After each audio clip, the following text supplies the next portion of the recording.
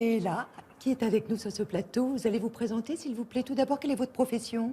Écrivain, Votre situation familiale? veuf, Votre devise? pourvu que ça dure.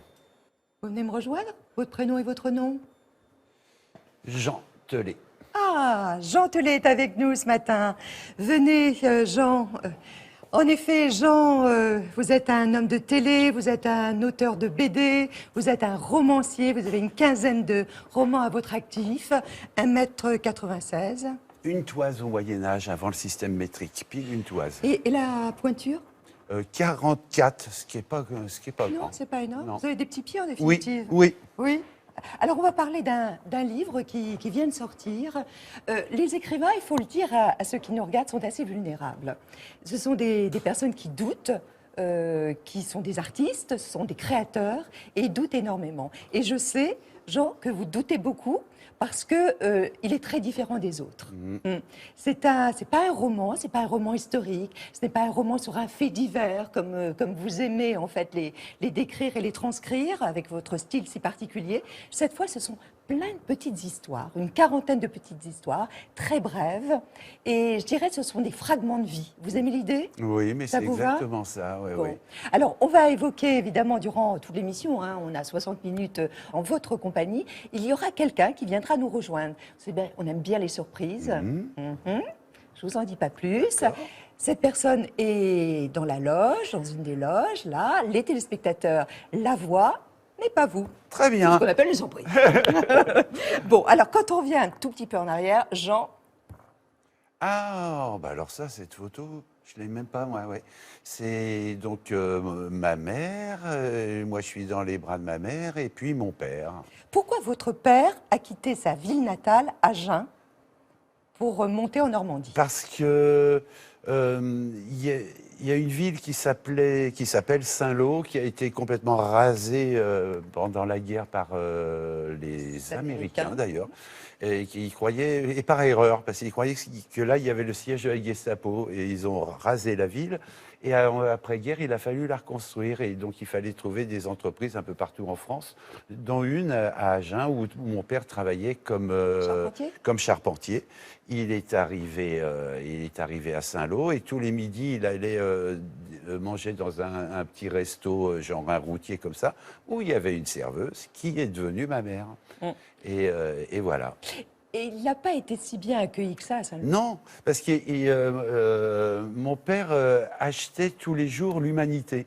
Et à Saint-Lô, la Normandie à l'époque, et peut-être encore maintenant, était vraiment très réac, savait que ça se vendait, l'Humanité, mais ne savait pas que qui que ce soit pouvait l'acheter. Et mon père achetait ça, et comme il avait l'accent du Midi, c'était un accent qu'il ne connaissait pas en Normandie, et ils étaient persuadés que c'était l'accent russe. Et donc mon père était appelé Graine de Moscou. Et un jour, l'employeur de ma mère lui dit est-ce que c'est vrai que vous vivez avec Graine de Moscou? Elle lui dit oui. Il dit je vous vire. Elle a été licenciée. Et licencié, mon père n'a plus de travail, et il a fallu et mon père est parti avec juste assez d'argent pour payer un billet de train et trouver un petit meublé ou je sais pas quoi, une petite chambre d'hôtel pour quelques jours.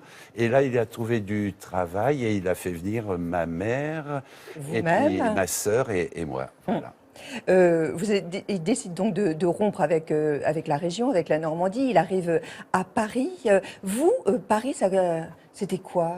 Vous en rêviez de Paris ou pas? Ah non, j'étais petit, j'avais 3 ans. Et puis, mais j'ai des souvenirs où on habitait dans le 13e rue Esquirol, dans une seule pièce. L'eau les toilettes étaient sur le palier. Avec ma sœur, on avait de l'igigogne.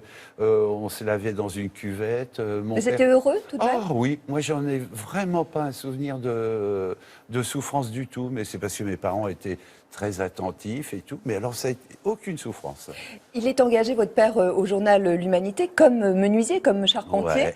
Et alors, il y a cette histoire, on croit vraiment que ça fait partie de la légende. Il y répare la fameuse chaise d'Arras. Oui, ouais. Mais vous en avez l'assurance de ça? Ah oui. Et parce que À l'Humanité, il y avait une revue, une revue mensuelle pour intellectuels communistes, je ne sais plus comment elle s'appelait, qui était dirigée par Aragon. Et Aragon avait une manie, c'est qu'il voulait toujours écrire assis sur la même chaise. Mais sauf que cette chaise se déglinguait. Alors il appelait régulièrement mon père en lui disant il y a ma chaise qui se déboîte et tout, il faudrait la réparer. Mon père a dit je le ferai quand vous aurez quitté votre bureau. Non, non, je veux que personne rentre dans mon bureau quand j'y suis pas. Et mon père a dit comment je fais? Il dit vous venez la réparer. Et alors mon père était sous la chaise et avec des fils de fer, tout ça, il rafistolait la chaise d'Aragon. Et moi j'aime bien me dire que je suis le fils du menuisier qui réparait la chaise d'Aragon pendant qu'il écrivait. Et souvent, je lui disais, mais quand tu te levais, est-ce que tu regardais ce qu'il écrivait? Est-ce que c'était des poèmes, des articles et tout? Il me dit, non, je ne regardais pas. Vous n'avez pas la J'ai dit, mais quand même, tu voyais bien si c'était des petites lignes courtes avec une majuscule pour savoir si c'était des poèmes et tout. Il ne l'a jamais regardé. Mais il était plus discret que vous. Voilà. À l'école primaire d'Arcueil, vous aviez un camarade de classe. Ouais. Ouais, qui est aujourd'hui un homme très célèbre, qui a une notoriété incroyable, c'est Jean-Paul Gaultier. Quel souvenir vous gardez de ce créateur, celui qui est devenu le grand couturier? C'était un gamin très mignon. Et en plus, on s'est connus à l'école maternelle. On s'est connus, on avait 3 ans. Quoi. Mais il avait déjà un trait de personnalité particulier. Oui, il était très différent. Ouais, ouais.